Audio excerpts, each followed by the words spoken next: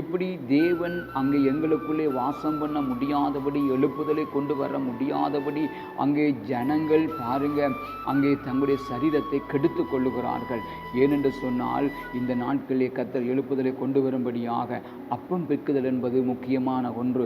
அவரோடு நாங்கள் இணைந்து கொள்ளுவது, அவருடைய சரீரத்திலும் இரத்தத்திலும் நாங்கள் பங்கு உள்ளவர்களாய், அப்பொழுதுதான் நாங்கள் பரலோகராட்சியத்தின் பிள்ளைகளாய் இருக்க முடியும், அவருடைய புத்திர சுவிகாரத்தின் பிள்ளைகளாய் இருக்க முடியும். ஏனென்று சொன்னால் இந்த ஆண்டவருடைய சரீரம் எங்களுக்காக அடிக்கப்பட்டது, நொறுக்கப்பட்டது, காயப்பட்டது, இரத்தங்கள் பீரிட்டு பாய்ந்தது.